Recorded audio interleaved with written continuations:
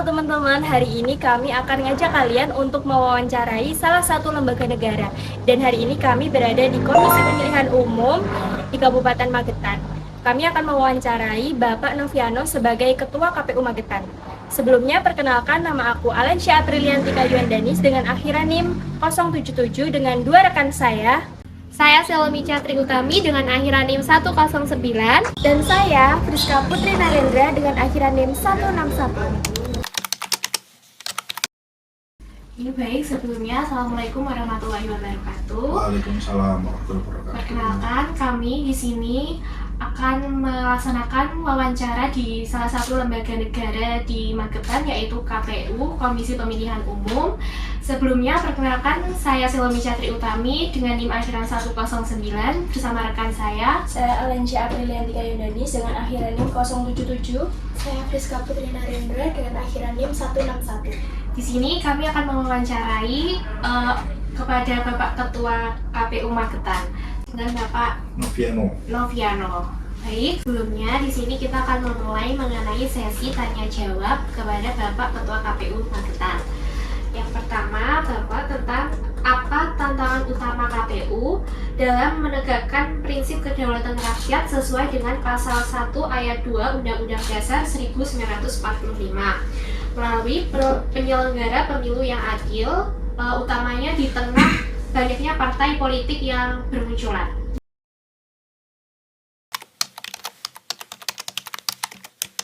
Ya, terima kasih. Jadi terkait dengan tugas utama KPU sendiri sebagai penyelenggara pemilu, kemudian dengan banyaknya partai yang bermunculan, artinya di sini KPU itu dituntut untuk selalu profesional dalam hal memverifikasi partai politik. Artinya partai politik yang kemudian bisa lolos untuk maju menjadi kontestan pada pemilu selanjutnya atau nanti di 2029 itu kan melalui proses yang namanya verifikasi partai politik. Jadi senyampang partai-partai politik yang baru muncul atau baru lahir itu kemudian memenuhi syarat secara aturan yang ada di Undang-Undang Partai Politik atau Undang-Undang Pemilu untuk keanggotaan dan lain sebagainya itu terpenuhi semua, maka KPU wajib untuk memverifikasi partai tersebut. Artinya kita tidak boleh kemudian menghalangi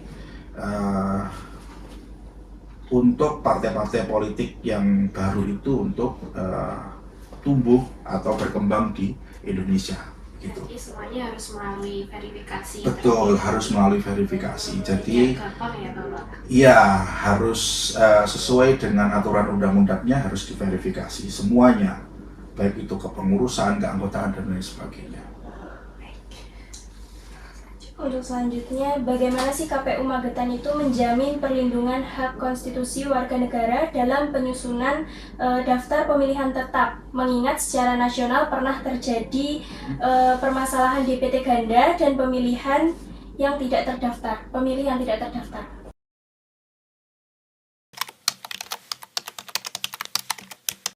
Oke, terima kasih. Jadi terkait dengan DPT ini, dari periode ke periode kami di KPU itu terus berbenah untuk DPT lebih baik. Jadi untuk DPT lebih bersih dan DPT yang selalu update. Dengan apa? Kita melakukan seperti yang sudah kita lakukan adalah pemutakhiran data pemilih berkelanjutan. Jadi walaupun pemilu kemarin sudah berakhir di Februari 2024, kemudian pilkada berakhir di November 2024, namun pemutakhiran data pemilih itu tetap kami lakukan di KPU. Jadi kami tetap memutakhirkan data pemilih setiap 3 bulan sekali. Jadi itu dilakukan guna untuk memverifikasi warga yang contohnya satu sudah meninggal dunia, terus kemudian yang sudah pindah keluar dan pindah masuk, kemudian juga warga negara Indonesia yang sudah beralih status menjadi TNI Polri. Kan TNI Polri itu tidak mempunyai hak untuk memilih, gitu ya. Nah, itu kami mutakhirkan. Juga TNI Polri yang sudah memasuki masa purna atau dia yang sudah pensiun, otomatis hak memilihnya kan kembali lagi. Terus juga daftar pemilih potensial yang sudah memasuki usia 17 tahun. Nah, itu kami mutakhirkan setiap 3 bulan sekali. Setiap 3 bulan sekali itu kami mutakhirkan sampai nanti menjelang pemilu 2029.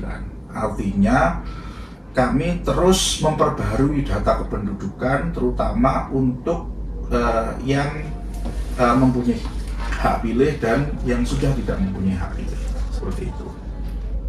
Selanjutnya Bapak, bagaimana koordinasi antara KPU Magetan dengan Badan Pengawas Pemilihan Umum dalam menangani dugaan pelanggaran seperti politik uang atau pelanggaran administrasi agar tetap sesuai dengan prinsip pemilu yang jujur dan adil?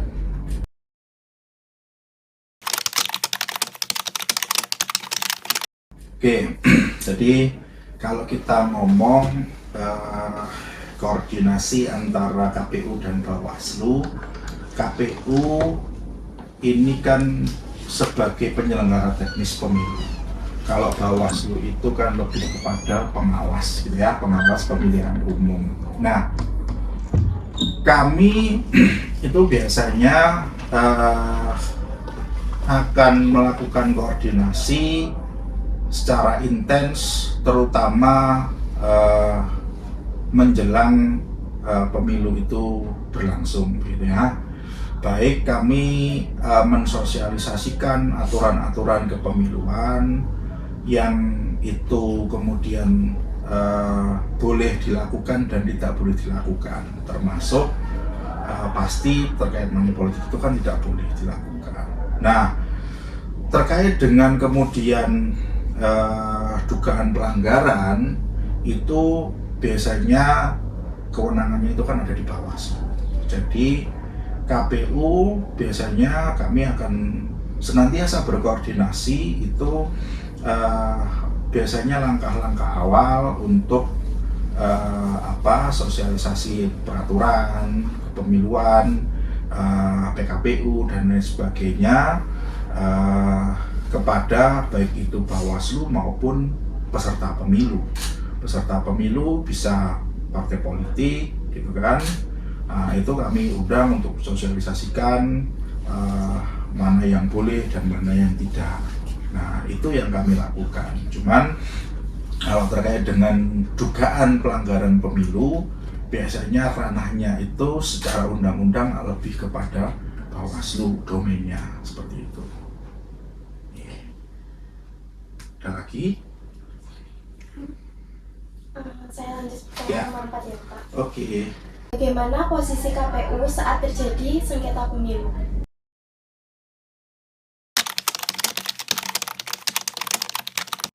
Oke, jadi sebetulnya posisi KPU itu saat terjadi sengketa pemilu itu kami menunggu sampai sengketa itu diajukan lewat Mahkamah Konstitusi, karena sampai hari ini yang berhak untuk mengadili sengketa pemilu itu adalah Mahkamah Konstitusi. Nah, saat kemudian pemilu itu disengketakan hasilnya, kemudian yang digugat itu kan adalah penetapan yang dilakukan oleh KPU, maka KPU akan berkoordinasi secara internal untuk mempertahankan hasil pemilu yang sudah ditetapkan. Artinya kami pasti akan mengumpulkan bukti-bukti, kemudian mengumpulkan aturan-aturan dan bukti-bukti yang mendukung supaya posisi KPU itu saat persidangan itu kuat dan menang, seperti itu. Jadi ya pasti posisi KPU adalah mempertahankan hasil dari keputusan KPU itu sendiri. Selanjutnya, apa wewenang konstitusional KPU dalam menetapkan hasil pemilu nasional dan bagaimana hal ini berkontribusi terhadap legitimasi pergantian kekuasaan dalam sistem ketatanegaraan di Indonesia?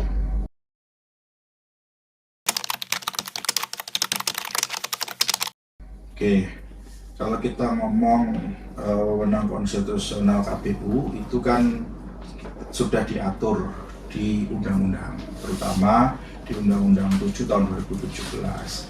Apakah tugas dan kewenangan dari KPU?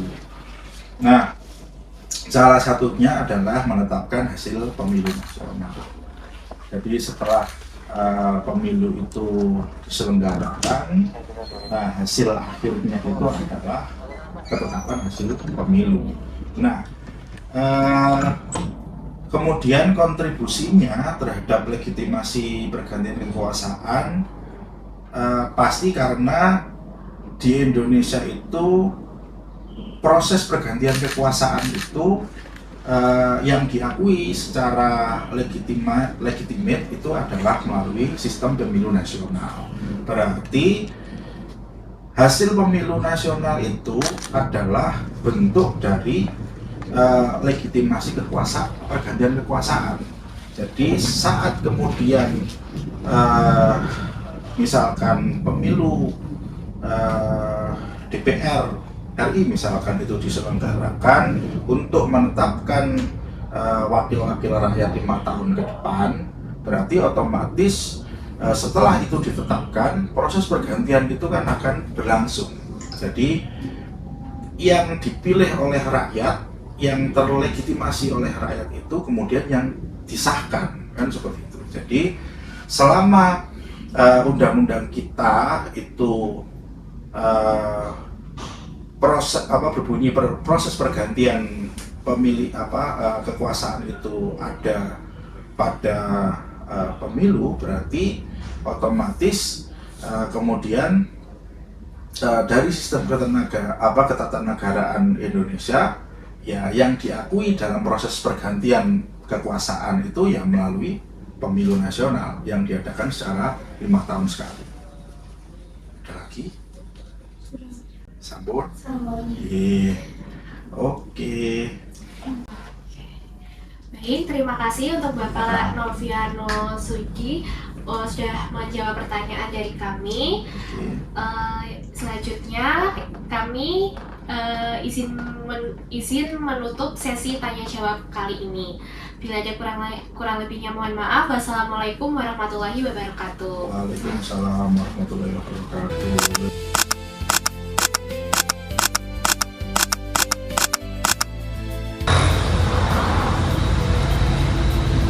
Verifikasi partai politik Bermunculan. ya. Terima kasih. Bagaimana posisi KPU saat terjadi Yang bisa lolos untuk maju susunan daftar pemilihan tetap, mengingat itu dilakukan guna pemilu 2029. Dan selain itu, kalau pemirsa STKU Magetan saat ini dirapot, terus yang kedua SMB. Sekian wawancara kami hari ini. Tugas mata kuliah Hukum Tata Negara. Terima kasih.